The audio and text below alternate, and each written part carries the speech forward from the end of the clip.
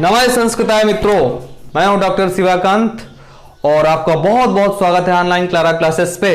एक बार फिर से हम लोग संस्कृत विषय के साथ में। देखिए, हम लोग पिछले लेक्चर में हम लोगों ने स्वर देखे थे, आज हम लोग व्यंजन पढ़ने वाले हैं। व्यंजन,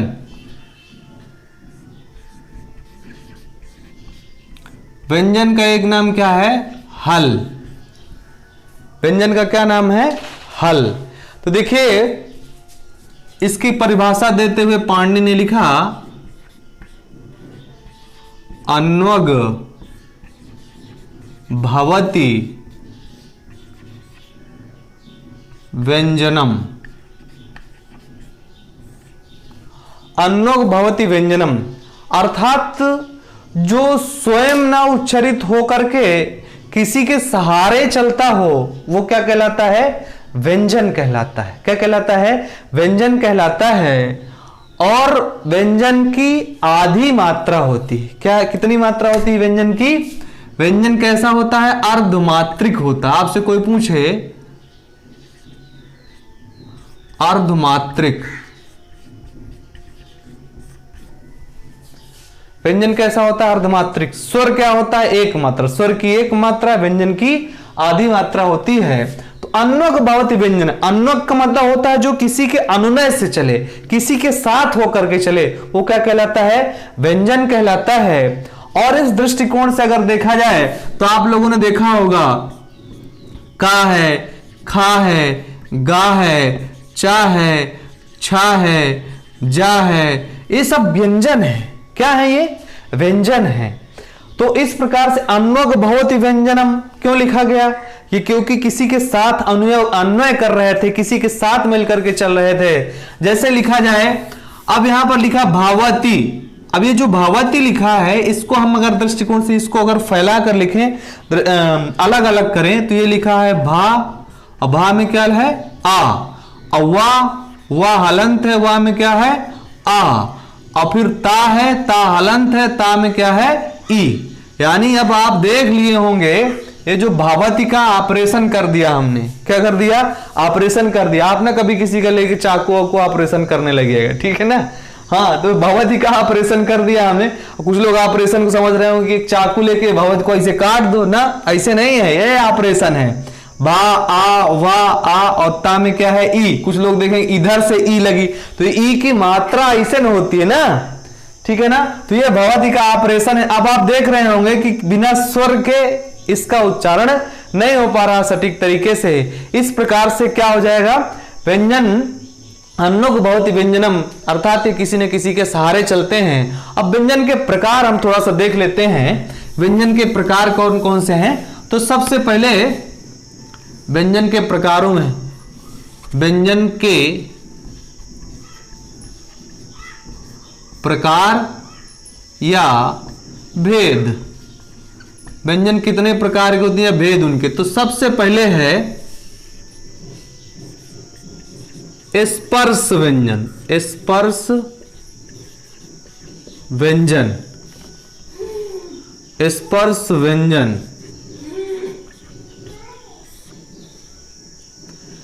अब देखिए, जो स्पर्श व्यंजन है, स्पर्श का मतलब होता है छूना, और आधुनिक भाषा में कहें तो टच करना।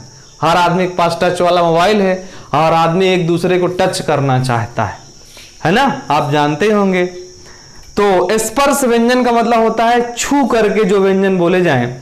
इसके लिए पाणिनि ने परिभाषा लिखी, कादयो मावसाना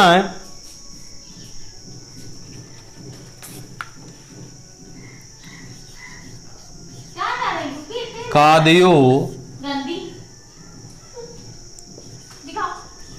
माँ वसाना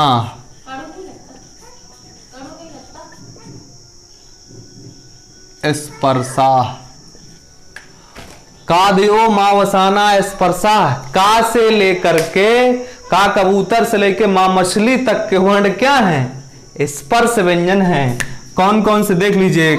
का, खा, गा, घा, गा, चा, छा, जा, चा, छा, जा, झा, ञा, सब में हलंत रहेगा।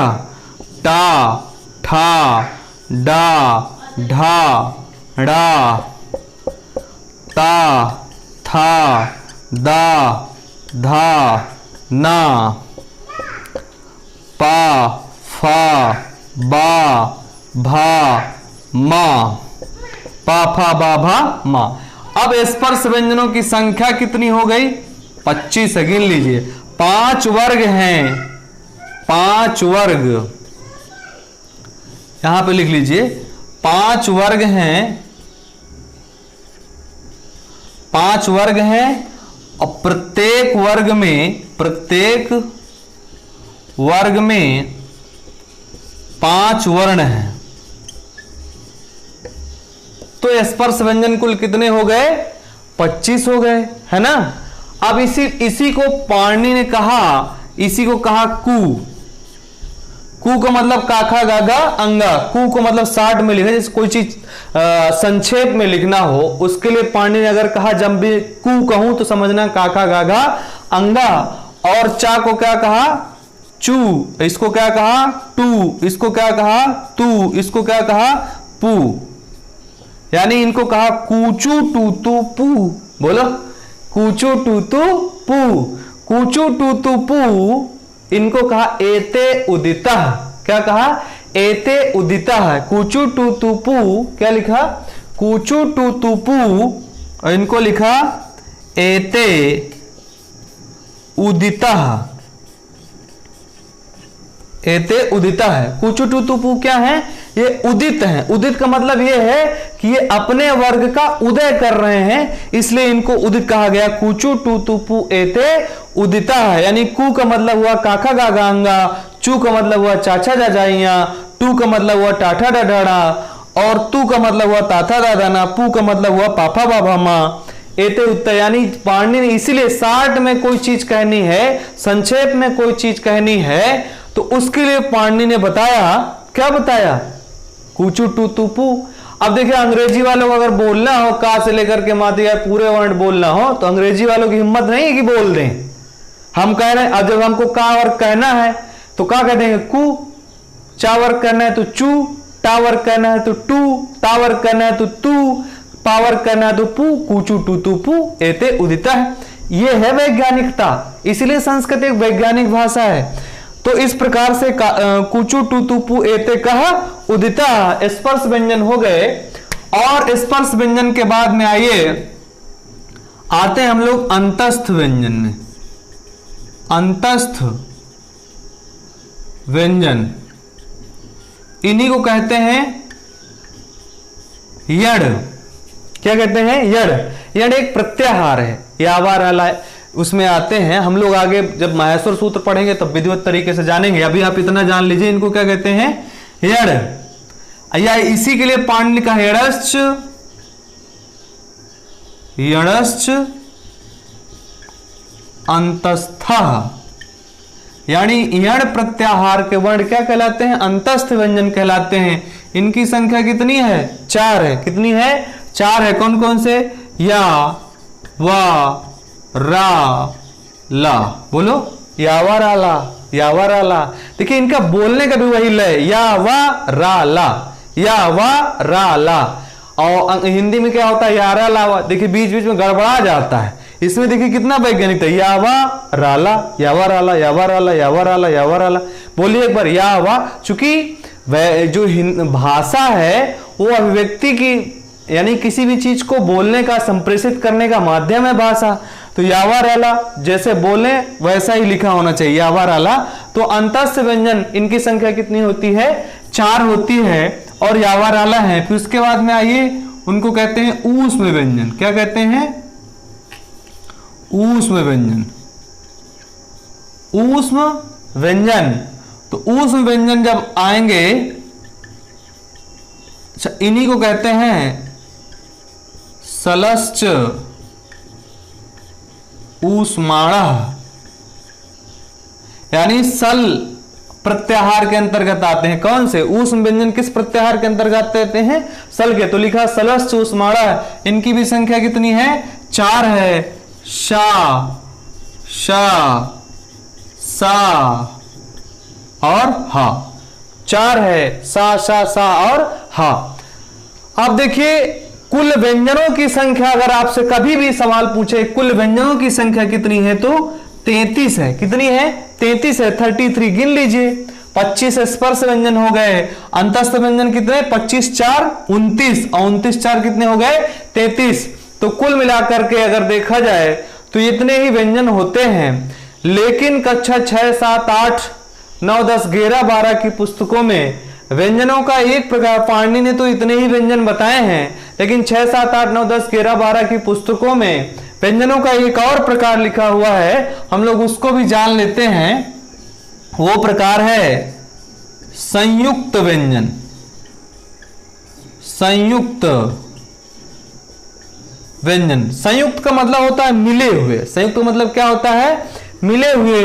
तो संयुक्त व्यंजनों की संख्या अगर आपसे पूछे कितनी है तो संख्या निर्धारित नहीं है कि 2 है, 3 है, 4 है, 5 है, ना, कभी कोई निर्धारित नहीं है संयुक्त व्यंजनों की संख्या। क्योंकि संस्कृत एक वैज्ञानिक भाषा है। देखिएगा अभी क्यों नहीं निर्धारित है। जैसे आपने छ, त्रा, ज्ञा, छत्र, ज्ञा, ऐसे आप लोगों ने देखा होगा। तो छ किससे मिलकर के बना है? का प्लस खा से। इसी प्रकार से ता किससे मिलकर के बना है? ता और रा से। इसी प्रकार से जा और इया से मिलकर के ज्ञा बना है। अब मैं इनकी संख्या अगर निर्धारित कर दूं तो संयुक्त व्यंजनों की संख्या कितनी है? अनंत है।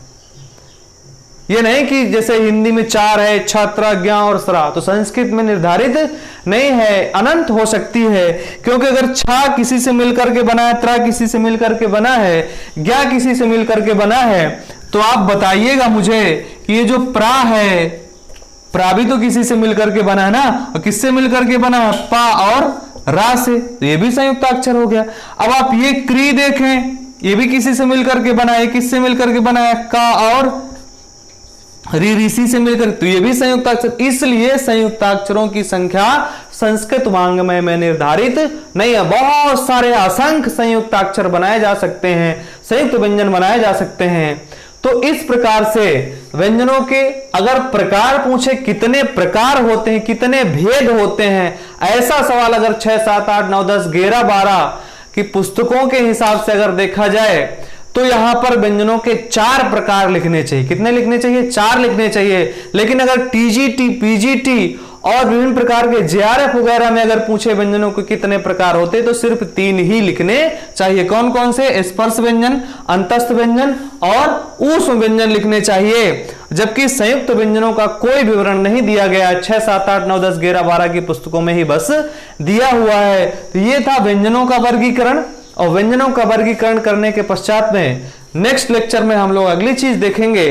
तब तक के लिए आप सभी लोगों तक इस संस्कृत रूपी ज्ञान गंगा को बहाते रहिए, पहुंचाते रहिए, सबको देते रहिए। और संस्कृत को कहते हैं ना, नगरे नगरे ग्रामे ग्रामे विलसित संस्कृत वाणी। नगरे नगरे ग्रामे ग्रामे विलसित संस्कृत वाणी। नगर नगर और गांव गांव तक संस्कृत वाणी को पहुंचा दीजिए। कितनी वैज्ञानिक भाषा, इसकी वैज्ञानिकता यह प्रदर्शित करती है।